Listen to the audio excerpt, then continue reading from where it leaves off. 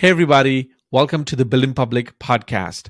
I'm your host, KP, and on this show, I interview world class entrepreneurs, ambitious startup founders, creators, and builders on the internet who are boldly building the future in public. This podcast is my excuse to take you all on a curious journey to understand, learn, and hopefully be inspired by the worldviews, insights, and stories of these fabulous people changing the world. So far, I've gotten the rare privilege to sit down with incredible guests like Gary Vee, Alexis Ohanian, Kat Cole, Sahil Lavingia, and many more leaders. So check out the full podcast listing at buildingpublicpodcast.com. Now buckle up and get ready for our latest episode.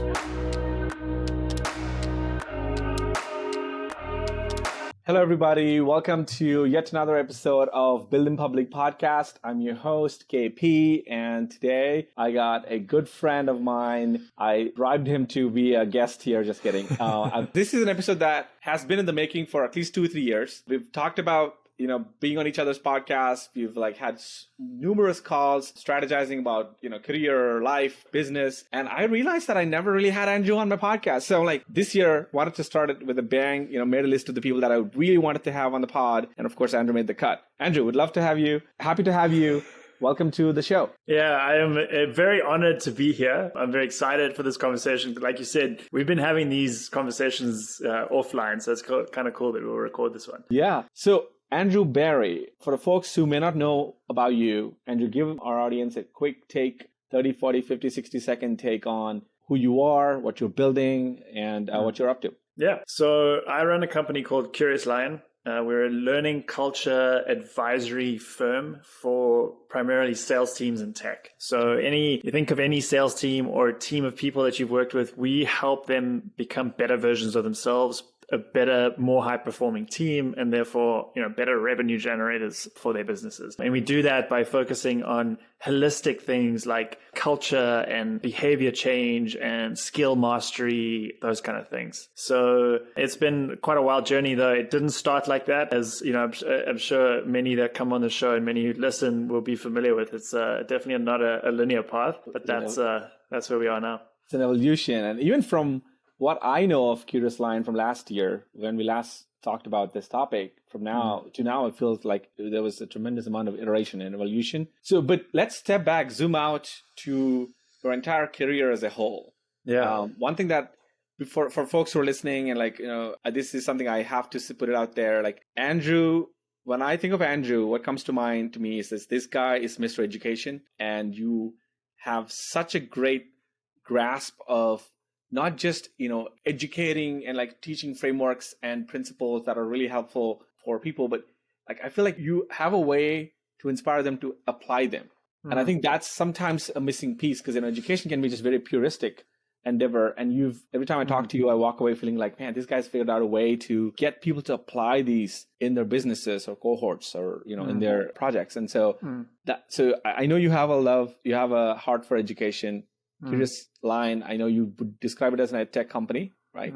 But where did it all start? You didn't wake up one day and think, all right, education is my calling, let's get there. What was your career like? Give us a step-by-step inflection point journey of your career. Yeah. So first of all, thanks for kind of pinpointing it like that, because that is, I think, a big part of it. It's how we learn is the question that I've always been pursuing, right? How do we really learn? And I've learned the answer to that question through my own learnings.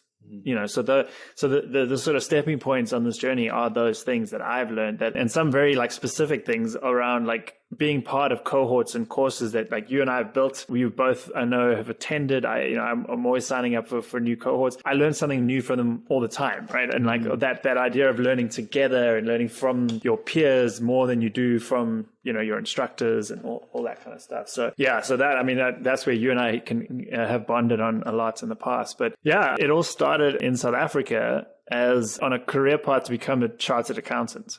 Professional accountant. Here in the US, it's called a CPA, a certified public accountant. And so, in South Africa, I did that. I did the qualification, became a CA. I practiced for I mean, you had to do an apprenticeship for 3 years. So if that counts as practice, I did 3 years. But basically, as soon as that was over, I got out of there. But I didn't leave the firm. I was at KPMG at the time. I didn't leave because in that apprenticeship, like one of the core tenets or components of it is training, right? So live in-person training you do once or twice a year, and everyone would get together. And I just like fell in love with the role of the people that were standing up in front of the room. And I wanted to do that. You know, I like hang out with them afterwards. Like, how do I get this gig? How do you do that? So I basically figured out what that path looked like, made it happen. And so that moved me from Cape Town to Johannesburg, where I took on a job where I was just flying around the country for 3 weeks out of every month to teach. For training. Like, so not actually even teach, to facilitate, right? So like we did these like big facilitator workshops. And so that was amazing. I had so much fun, met some amazing people doing that, and really kind of fell in love with the practice of facilitation.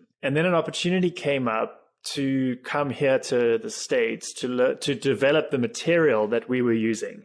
And so I didn't know if I was interested in like the material development, the instructional design piece of it yet, but I did know I wanted to come to America and hang out and have a fun time for 2 years. So I jumped at that opportunity and came here, and I've never looked back. You know, I had the 2-year thing, it turned into 3. Like, we could talk about visas here, I'm sure, because I know you've had to go through that. So I did the whole visa thing, L1 and stuff, and then got a green card through KPMG. And I just kind of took on that career. So here in the States for about 10 years, I did developing a material, and then it went into, we had an executive education group. So now we were not just creating internal, so we weren't creating internal anymore, we were creating training, we were selling it. So I got a bit of that like business development experience as well. But all, exactly, but all in this world of education, corporate, education.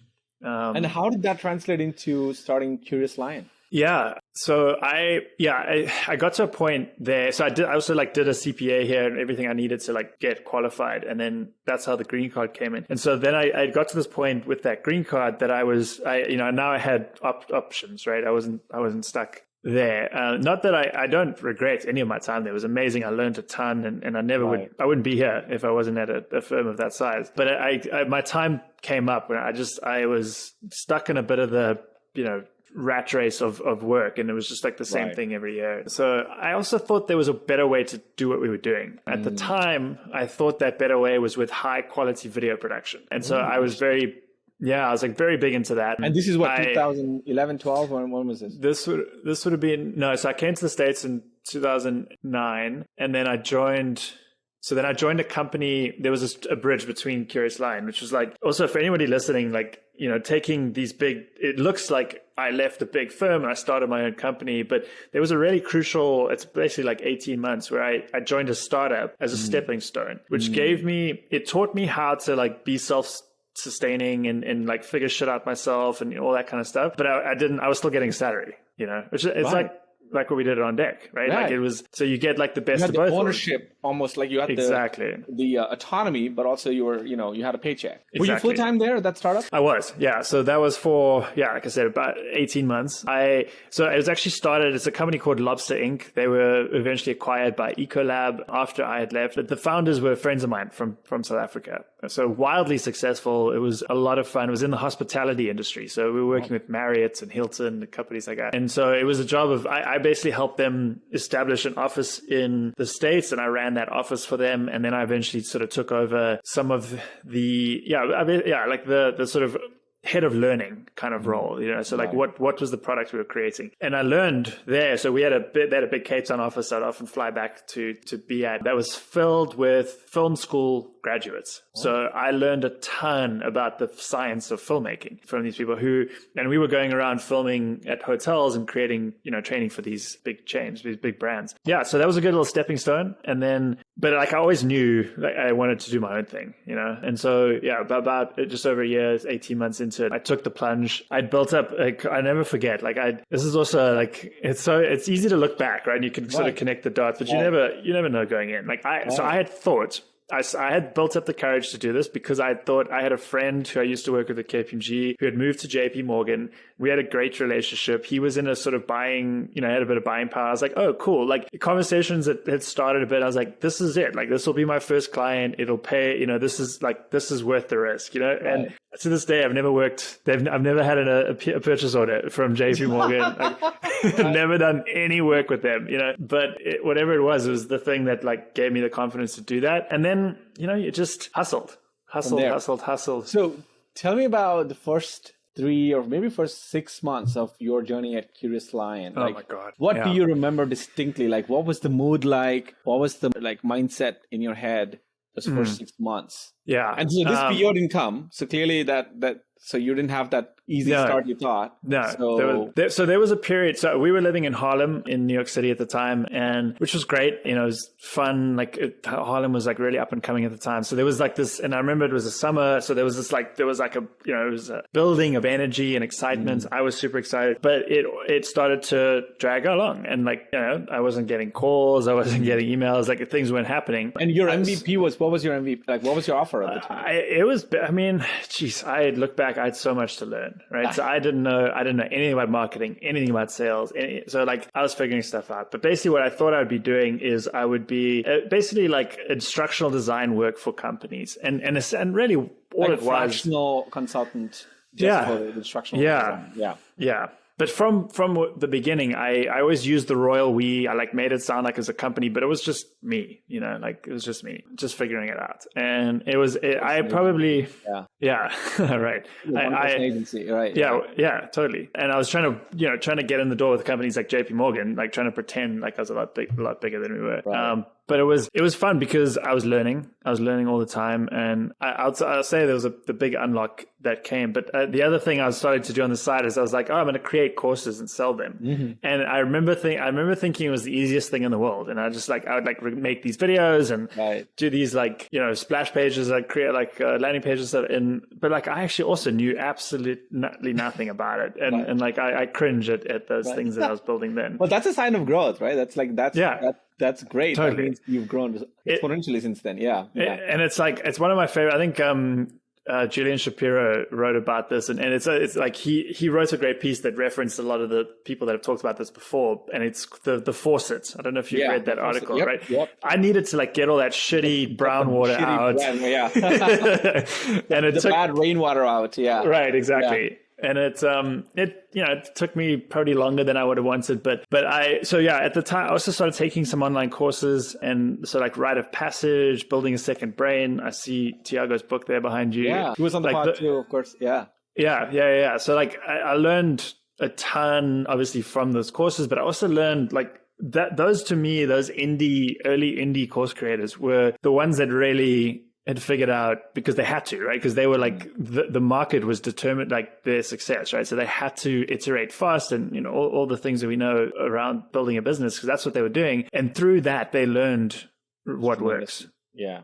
But they learned what works. They learned how people really learn. And it's that cohorts and the accountability and the just like the way you position content and what you get people to do with it, and doing being the operative word, like getting people to take action and giving each other feed, all that sort of stuff. And that wasn't happening in corporate at all, So around that time, I opportunistically made friends with someone at a company who had just joined a company called PagerDuty, who went on to IPO, and they're a massive company now. Yeah. And so this was pre-IPO, and she had just joined, and she's like, I don't have any budget right now, but we kept in touch, and she was great. We became really, really good friends. And a year later, she came back to me. She's like, I've got this, a little bit of budget, got this little idea, and so we started doing small little POs together, and little SOWs, and then one thing led to another.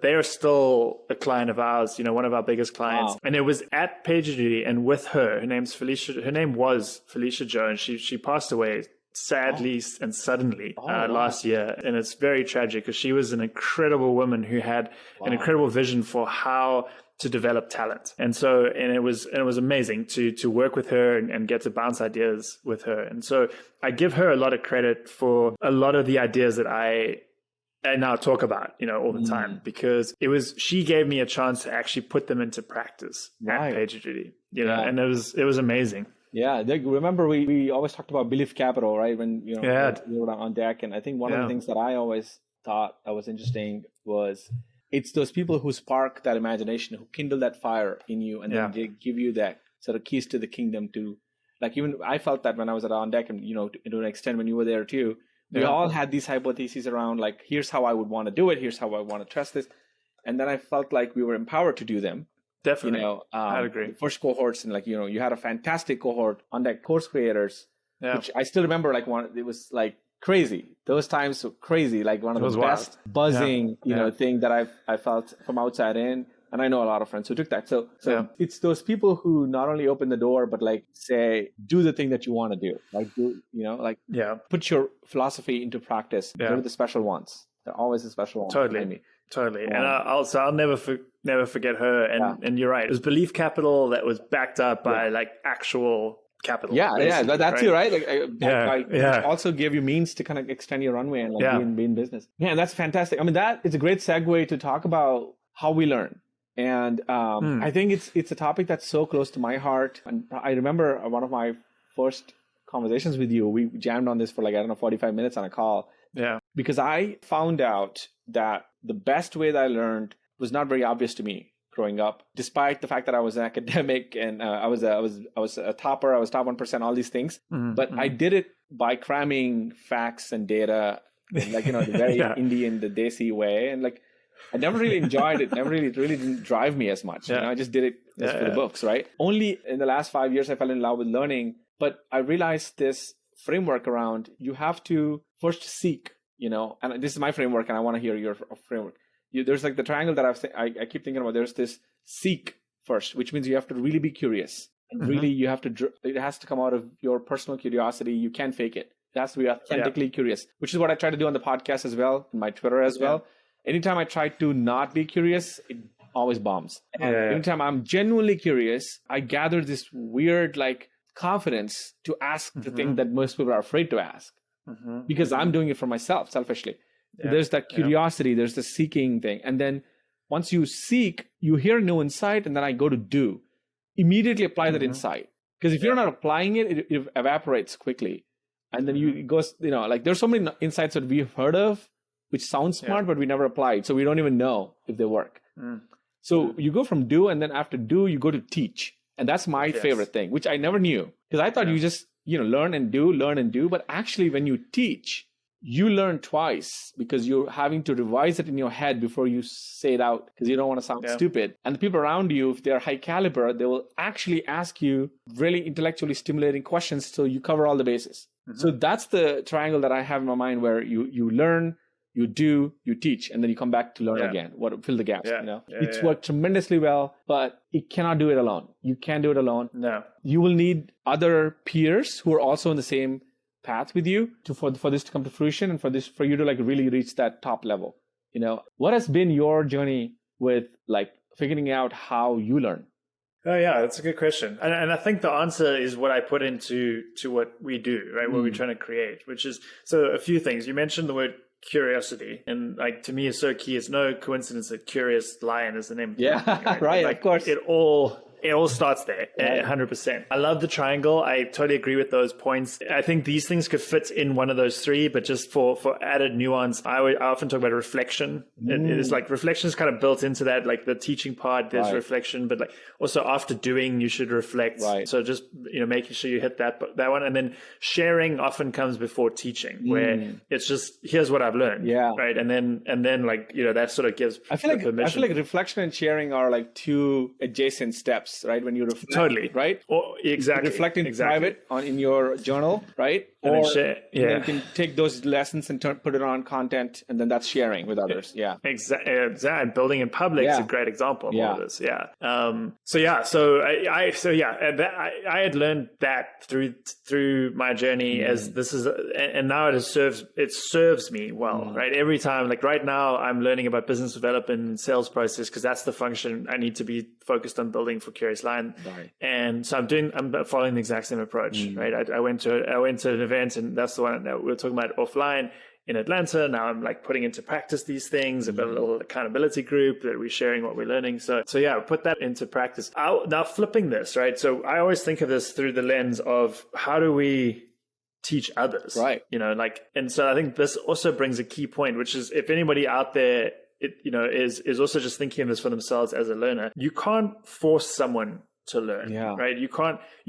All you can do is create the conditions for learning to happen. Wow. And what that means to an individual is that when I stopped thinking of learning as, like, to your point about cramming, you know, for like, as we taught at school, right? Like learning as this like point in time event that is like, there's a completion date. Right. Like learning doesn't end. Right. There's no end. You can't learn and then you've learned all there is to learn. Like as soon as I started thinking about learning as like lifelong learning, like I'm always learning as a process, then it just unlocked everything. Now I'm learning all the time. And one example of this, I encourage everyone in my team to share. We have this scoreboard, like we track key metrics, and one of them is, what have you learned this week? And I say that, like, it's anything. It doesn't have to be something related to work. So we've got someone who's like interested in Greek mythology and another one who's like learning about gardening, you know. And it's like, it's just so like, and to me the value of that is you recognize that you're learning all the time.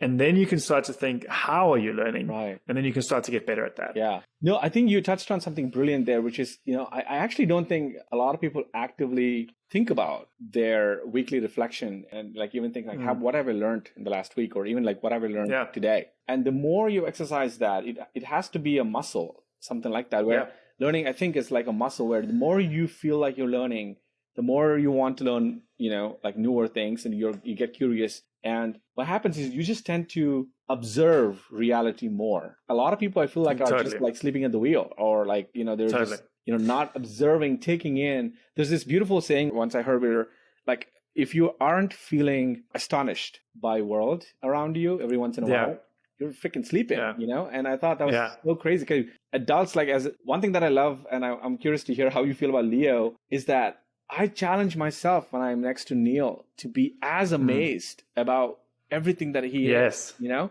It's hard to be amazed as an adult because you have this cynical point of view. Like, you see people on Twitter, you see people on LinkedIn, that everyone's like dunking on each other. There's this cynical nature to adult life. Like, everything is a joke, sarcastic. But that awe and wonder that kids have, you know, about the basics. And that is how you create the next element in the periodic table. Right? You don't create the next, you don't invent it by just saying, by being cynical. Right? And I think we lose that as well sometimes, because we just get carried away, you know? We do. We get distracted. Our attention is weak. I mean, it's constantly getting pulled from us. It's like forces against it. You have to take control of that. You really have to be around people who are curious as well. Yeah. Totally. And so that's, exactly. It goes back to, you said, it was the beginning of all of this was authentic curiosity. Whenever you have that, you are able to follow that rabbit hole as long as you need to, right? So it all starts with that. And motivation is an element of that as well. So if you have authentic curiosity, motivation will be there as well, because, you know, you'll want to keep learning about it. So that's super key. And the point, just sitting with my son, like it's actually such a gift to have that in your home, you know, to like remind you, like, oh shit, like without a doubt, the best times I have with him is when I'm sitting there with that like same wonder as a state of being. And it's so much fun. I mean, it just like, it feels, the other thing that I learned from Neil, which, you know, I know it sounds really silly. I know at like a meta level, it sounds silly, like two grown ass men talking about their toddlers, learning from them. But I think that is the point, because this is considered silly to most majority of the population, and hence they're missing the point. And when I watch Neil, who's like 21 months old, for anyone listening, Leo is 3 years roughly, close to, right? Leo is Andrew's son. Neil just doesn't give up when he fails. I am shocked at that. Like, he has no ego and doesn't give a shit what you and I think. If he wants to like get that, he's like trying to reach for things. If he wants to get that thing fridge magnet on the fridge, he will get it. He will jump. And sometimes you're like, are you crazy? It's 88th time and he's still trying. And you're like, what the hell, man? Like, you know, and so there's this like unbridled optimism in him that I love. And I'm like, wow, I'm not around people like that a lot, you know? Like, a lot of my age people are like freaking cynical. Like, people are cynical about Web3, people are cynical about AI, people are cynical about any boom, any trend. Instead of peeling the onion and trying to like discover what's inside with curiosity, and if you don't like it, fine. I think we just like are quick to brush things off, quick to give up as well. Like, even with business, the thing that's been shocking to me, Andrew, the last 3-4 months, and you'll get a laugh at this, is that when I talked to you last time, I think both of us can agree that we both thought that I had enough business skills to be an entrepreneur, be a founder myself, right? Definitely. So after I probably told you to. Well, you told me to, I remember. I said, go for it, KP. All right. I left on deck. Yeah. After that, I joined day one just as a one last, last stepping stone. And I felt that I was doing exactly what I was doing it on deck, which is I'm just extending this inevitable thing.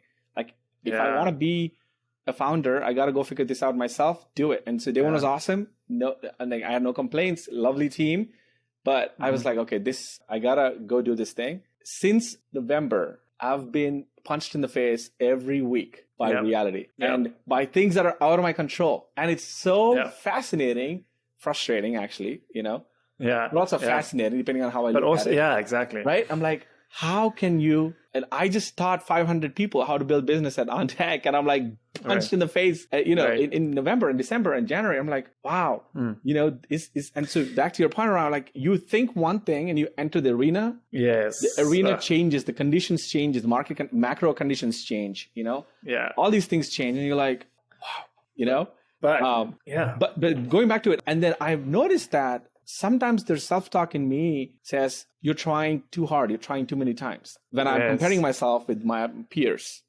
But when I compare myself with Neil, there's no such thing as you're trying too hard, trying too many times. Because he doesn't understand the concept of failure. He just will keep trying until he gets it. And then he moves on to the next thing. So back to what I asked you about the first 6 months, in retrospect, you probably don't even think about it today on a weekly or daily basis about how the 6 months were. No. But it was important for you to go through that. Yeah.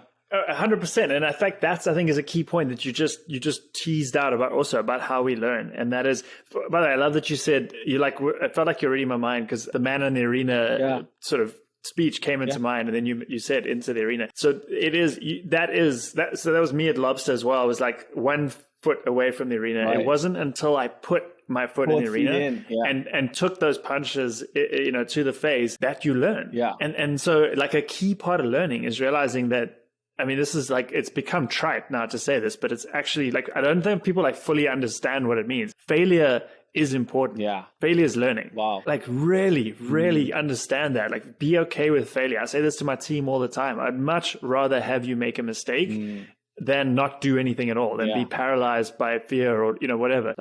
So that for me is just you've got to deal with the consequences of it and trust the process, trust yourself that you will deal with it. Yeah. That's how you build resilience and all, there's just so many benefits to this, but it's hard. I mean, it's hard. It took me until my 30s to get the courage to do it. And I think, failing, there's a lot of people probably because of school and how we learned initially, we failed in private in school in a way. Yes. Because you were most people, who knew that you had a D in math or science, maybe 25 people. Now the whole 45,000 people followers that I have will get to see that I'm KP is failing in public, Yeah. So the hit is harder if I fail or if I'm picking myself up. But that's exactly why I think you should keep going, And so the more I think about it, it's this is why a lot of people are so attached to W-2 jobs. They're so attached to not taking a risk, not following their heart, because they don't want to fail and look like a fool in front of their friends and family and the world, But the other side of failure is learning in what you just said. And I thought that's brilliant. Failure is just the means to learn. So and all these indie creators that you said learned much faster is not a miracle, not an accident. It's because they just went through that tunnel many times over and over again because they had to. Yeah. They had to get product market fit and build a sustainable business. The number of business ideas I've tested in the last 40 days, insanely high compared to the last 3 years. Because I have to. Because I have no... Well, that's a lot. There's no 30%. That's a lot coming from you. Right, coming from me, given but... You already did a lot, yeah. But Andrew, this hits so different. This is so different because at the 31st, as a grown-ass man, I have a family, the money doesn't hit the bank account. So there's no paycheck. And so I got to keep paying the bills. And it hits different compared to side projects. And it's kind of dating versus committing and marrying something. It's different, right? Casual dating is not. So now I look back at my own self from when we both worked together at On Deck and something that was cringe KP. That's nothing. This is the real resilient KP because I'm every day I'm getting punched in the face. And that kid was, he was I had the talents. I had all these, all these great things. But I played it in the easy mode. I had a huge paycheck from On Deck helping me every month. And I'm I get to be me. now I'm like, whoa, this is different. So I have more respect for people who are in the arena now. Exactly. And I think you'd agree with me when you say that those side projects never really had a chance to be anything truly big, because you didn't have your entire heart and soul behind them like you do now. Yeah. And the commitment, and like to your point, like when I'm working with a client now, I'm committed. They've never seen me. Like, so they're shocked. They're shocked because I worked some of these clients, part-time, like, or I would do like some growth consulting, some product help here and there. I would like barely show up because I had this entitlement that I don't need this. Like, I'm like, I'm me, like I don't need this. Now I go 120% in every project because I need this. But also this is the standard that I have to set for the next few years and months, for me. So I'm like, I got to live up to my own, I have to embody this excellent standard that I want to set, right? So I can't like dick around. Like, so I'm like very, like a lot of my clients were like shocked that I'm like hands-on. I'm like, hands-on. Yeah. You're getting full KP now. Yeah. Well, and I think that's an important thing for anybody who's thinking about doing this. And like, again, I only say this stuff with the benefit of hindsight, right? This is not something kind of going in, but like you have to do that. There's an element of like, you have to pay your school fees, right? You have to like earn your dues in doing this. Also, in doing that and being fully committed and hands-on, you're going to learn, you're going to tighten that feedback loop and that learning flywheel so much, you're going to lock it in. So there's just so many benefits to this. And so like, I kind of like want to say to people, like, it's going to be okay. Like you have to fuck up, you have to lose some money, you have to make mistakes, and you have to piss people off. And like, don't worry, like the market's big enough. There are a lot of people out there that like you will find your people, you will find your stuff. And this is the only way to do it is kind of just bash through walls. Right. Yeah. I mean, there's, no half measures, right? It's like, yeah. But it's been quite a humbling experience, man. It is though. It's quite a humbling experience. So moving on to some of the frameworks that you have developed over the years, do you want to touch on like one or two really impactful frameworks that really helped you or you've seen them benefit people? Yeah. So the one, like, this was just something I started sharing online, was this idea of the circle of learning. But that is essentially that triangle you drew out is that. So I was surprised, quite frankly, how how much of an impact that had on a corporate audience. That felt like kind of obvious to me, but that's one of these cool things that I think you might have written about. We maybe talked about. It's like actually Nicholas Cole and Dickie Bush talk about Nicholas Cole. Yeah, I think it's like what's obvious to you is the stuff that you should be talking about, whatever. Yeah. Even the belief capital stuff. Like you and I think we just know in our DNA what it means. But when I talk to some people, they're like, they don't get it. And they haven't had that lived experience that you and I have. The other thing, like as an immigrant in America, I was an H1, you were an L1. What's obvious to you and me is the visa maze, the visa circuits that we had to jump through. That's very obvious, and we accepted that. And we, now we have green cards and so. But that's not obvious to even my wife, who is American, who didn't have to go through any of that shit. So when she sees some of the documentation, like I have a big chunk of, she's like, wow. And I'm like, carried that to America. And she's like, So your lived experience is your moat. I think a lot of people don't really lean into it. Yeah, because it's too obvious to them. It's too obvious. And you think that, there has to be something fancy TM. No. Right? Yeah, it's actually if you're able, the skills in expressing the simplest ideas in the most sort of clear way possible. That's sort of the game. I've been of marketing. Andrew, I've been like the last 3-4 months. I've been sort of going back and looking at my own life and my own career, my own history, and like kind of like thinking at what is obvious to me. What are things that I said casually around deck to you or to a bunch of people, and I'm like, because that is not that obvious to a lot of people out there. Right. Your philosophy around continuous learning, the life cycle, that I don't think that's very, very obvious. I know a lot of people who don't know that framework. Yeah. So not looking to recreate the wheel and like come up with like something that's like too fancy, too sophisticated. Yeah. I'm returning to the roots. Like even building public, which is so obvious to me. Yeah. Even now, today, there are still debates on indiehackers.com, producthunt.com, and like some bunch of podcasts. People who are still debating the merits. And I felt when I was in no code, this is 2018, I saw the debate of no code versus code being so distractive. And I'm like, that's not the point. The point is that leverage the technology, build something awesome as a non-technical person, and move on. Why are you engaging with this bullshit, like political debate on this? There are people still debating about these two things. And I'm like, I can't believe it. I made a career and moved on from the career out of it, and you're still debating about this. Still talking about these are the people that don't want to get in the arena, right? And they're like waiting for the right sort of war cry to jump into the arena. Yeah. And ironically, I also expected this, and I want to hear what you felt. For the longest time in my life, I knew that I was going to start something on my own. Right? There was this subtle, quiet calling. Yeah. That I always had. Yeah. But the thing that got me into the arena after day one, I was looking for a siren, but I just heard a whisper.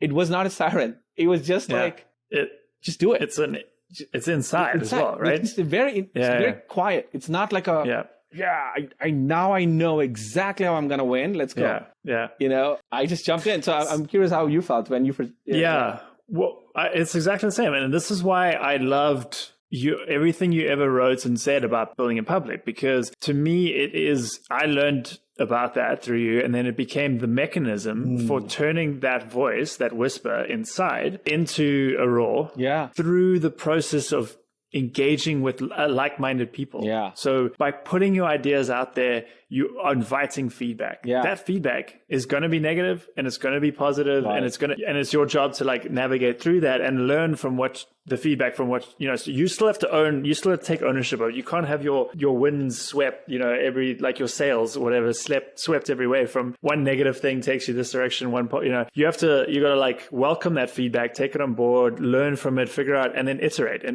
You remember the Who Wants to Be a Millionaire show, and there's this audience poll thing they do where like if you don't know one of the lifelines, exactly, if you don't know the answer, you ask the audience. But ultimately, you still have to press the button. Decide. Right? You still have to decide. Like, you just don't go blind. If they're like saying, the earth is flat, you're not going to click flat, right? Like, you have to use your own. Yeah. So I think building in public, and the feedback that people are always asking me this, KP, like, what do you think about people? Like, I'm like, it's an educated guess. But much rather have that over blindly guessing. But I totally agree. And building in public to me is the cheat code for making that guess easier. It makes it so much easier. So, and I'm going to give you this example now, because this is the show to do it on. And I'm only going to start this on Monday. So, which is, I know people will probably listen to this later, but by the time you listen to this, it'll be early days. And we'll include it in the show notes so they can go there.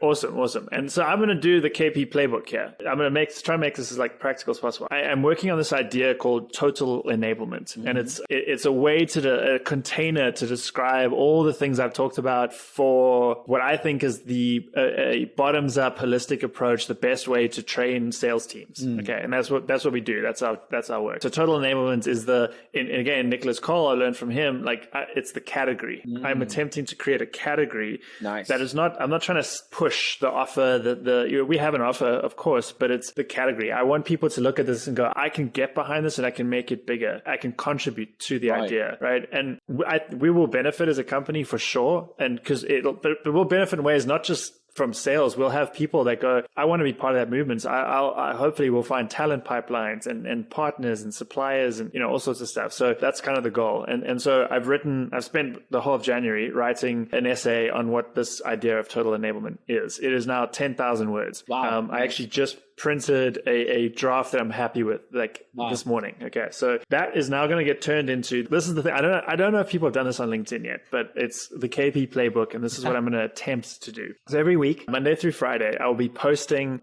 I'm going to basically post like pages from this thing. It'll make sense as a standalone post. Right. But if you follow my account every single Monday through Friday for however many weeks it's going to take, you will basically read this entire essay. Right. And so I'm going to do that. And then I'm going to do some cool stuff, try add a comment at the bottom to give people almost like a back button and a forward button, to jump to different parts of the post and stuff. Right. And then, so what I hope happens from this, and look, this could totally flop and and we'll go back to the drawing board and that's fine. But this will tell me very quickly.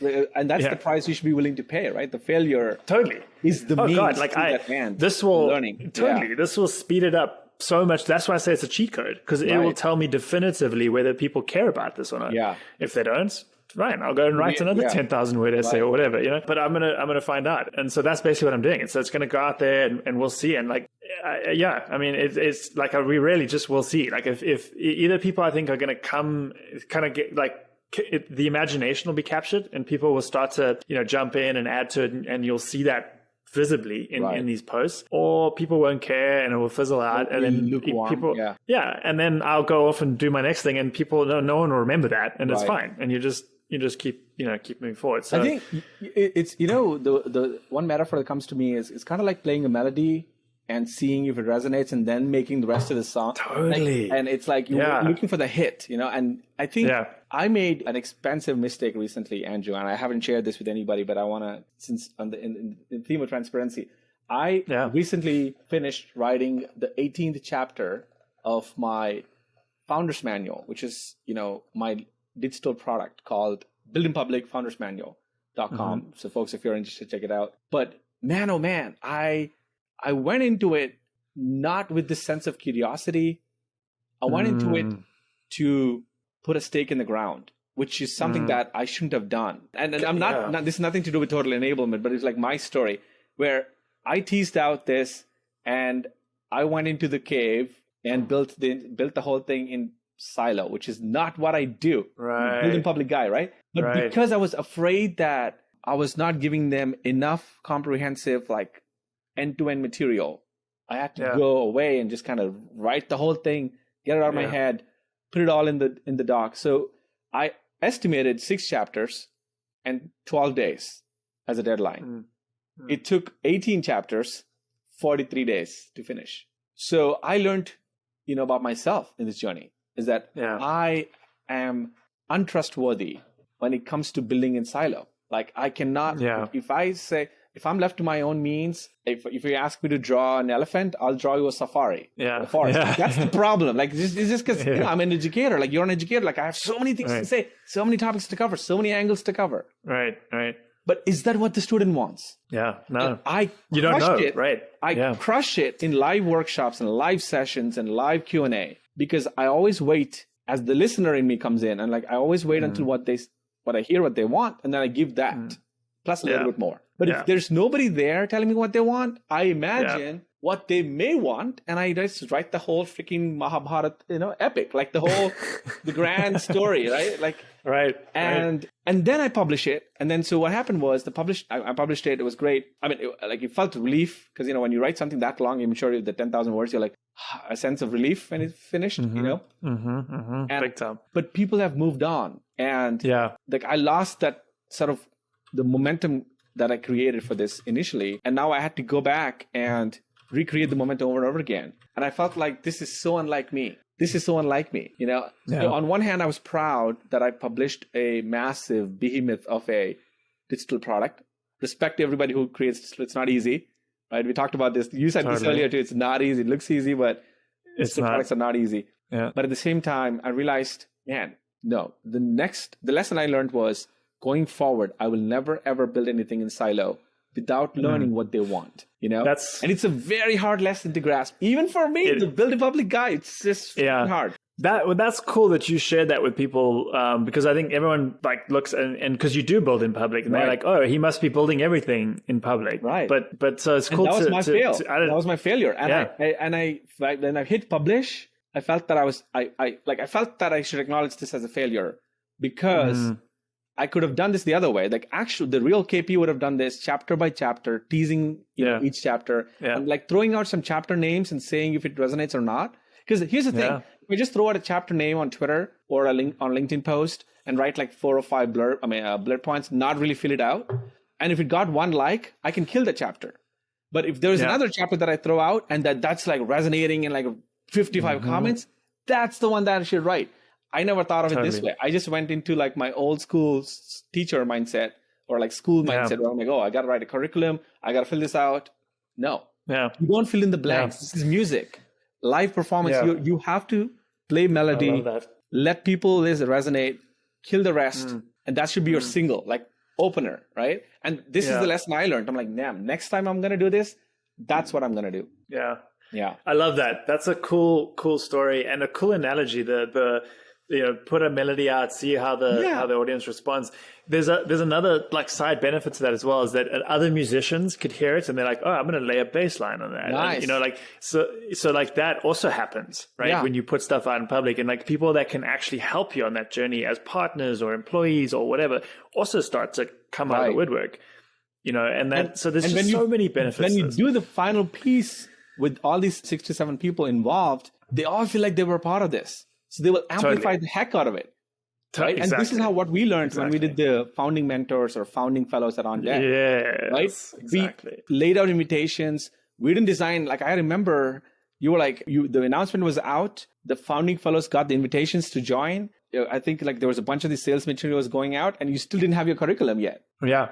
Right? Yeah. For ODCC. And same thing with ODCC. Yeah. I think that's a good thing, because the curriculum came from my conversations with people, my interviews on Twitter. Real interviews. Exactly. Remember we did the sales interview, like bring them on and I would ask them, what were you struggling with no code? And they would say something like Webflow, or I'm like, oh, well, if 8 out of 10 people on my this week's interviews have said Webflow, I gotta get Webflow on there.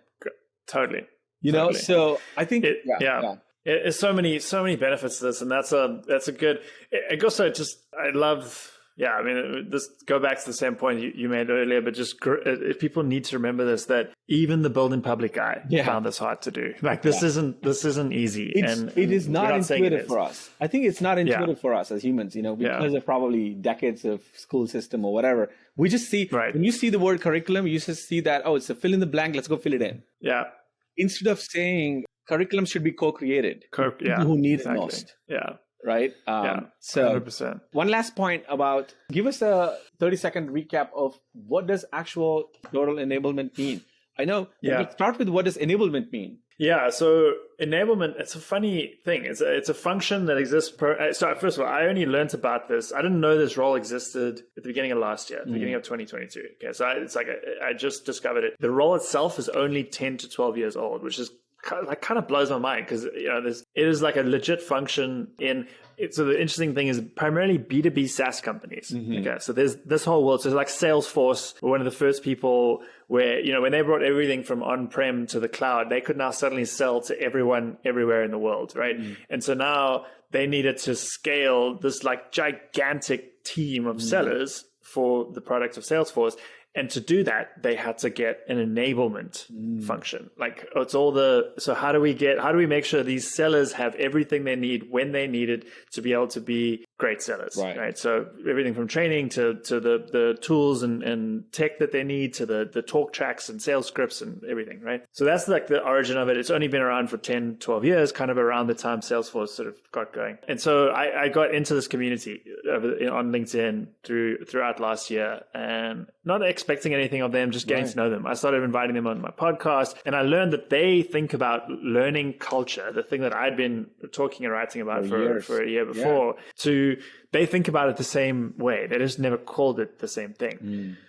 And so total enablement.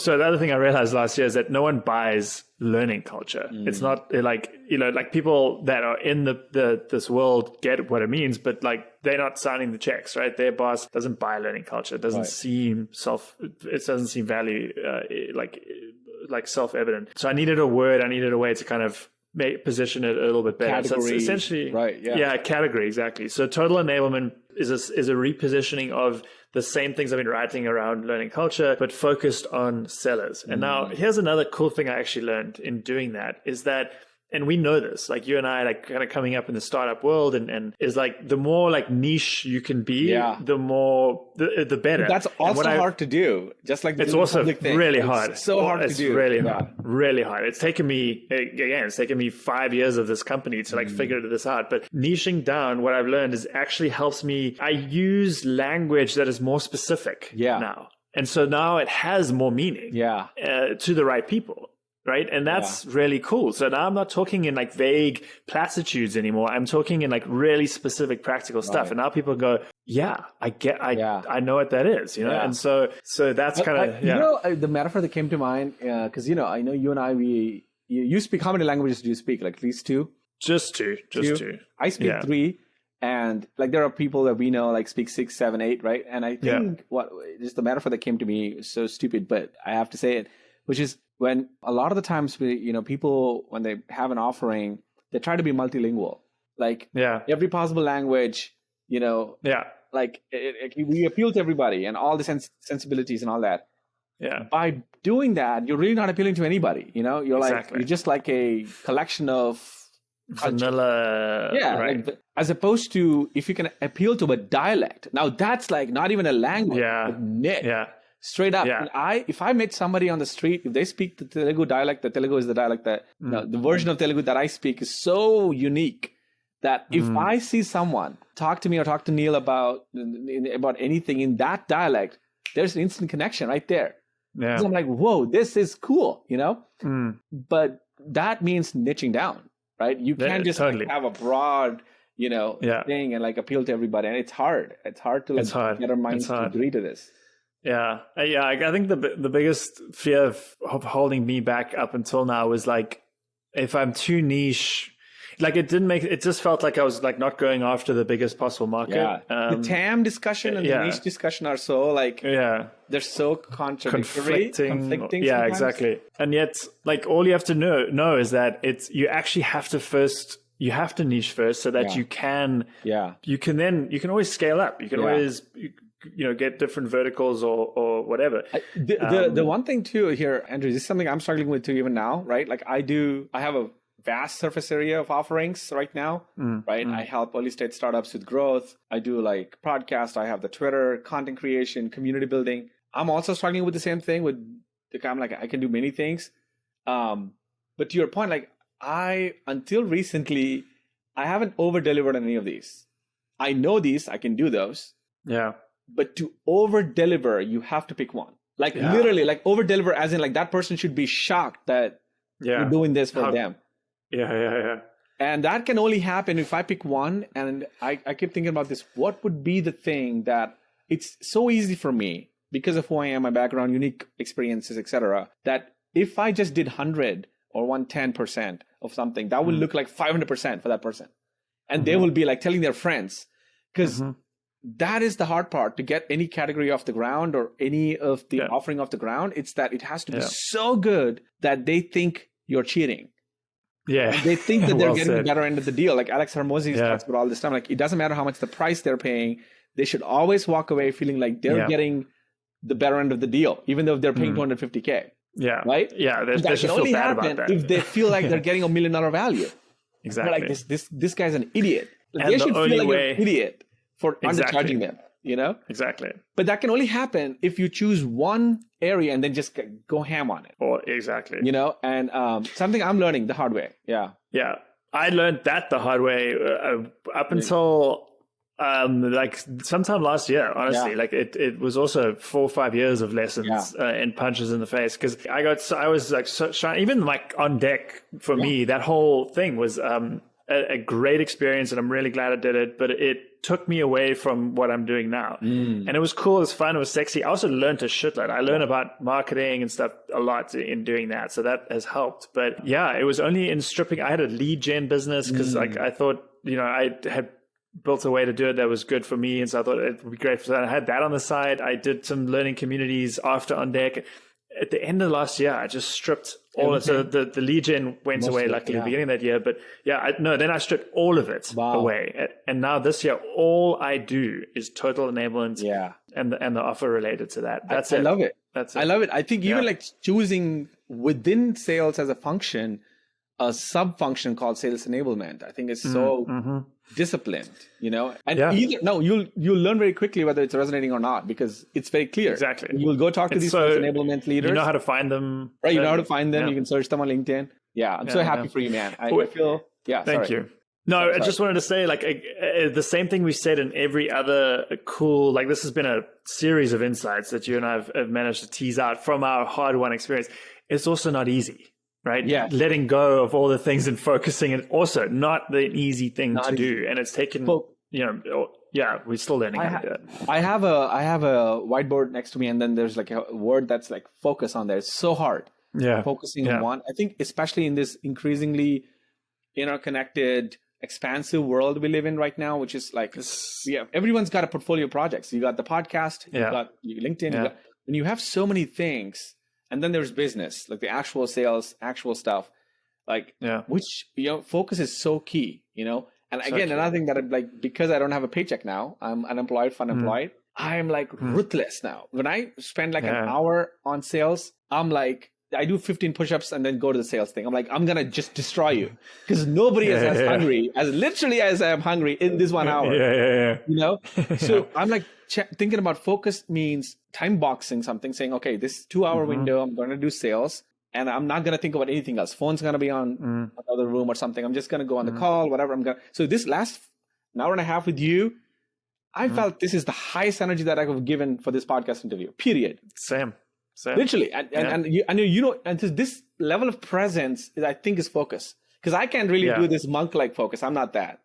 I can't do this like, just do one thing 1,500 times. Like, that's not me. No. The closest thing to great focus I can come to, I think, is being absolutely present and destroying distractions in the moment. This reminds me of is I actually just watched it this morning. And it was just like, I don't know how I got onto it, but it was Rick Rubin, the music producer. He wrote a book or something, isn't he? Yeah, I think so. So he's been on like Ferris and he's been on a lot of like podcast stuff. And this was on Andrew Huberman's podcast. Oh, nice. And it was a YouTube clip of the podcast and it was around his creative process specifically. And Rick Rubin describes it as, he shows up with, for the recording and like, he gets into like how like, it's not him that creates it. It's not him that makes the magic happen. The musicians have to do it, but like he can be there to create the conditions. But this is the key part. He said his creative process is like, he goes in there and he's like fully 100%, like his whole self is in that thing for, it could be 40 minutes, it could be 5 hours, whatever like that time is, right? But he is fully in it.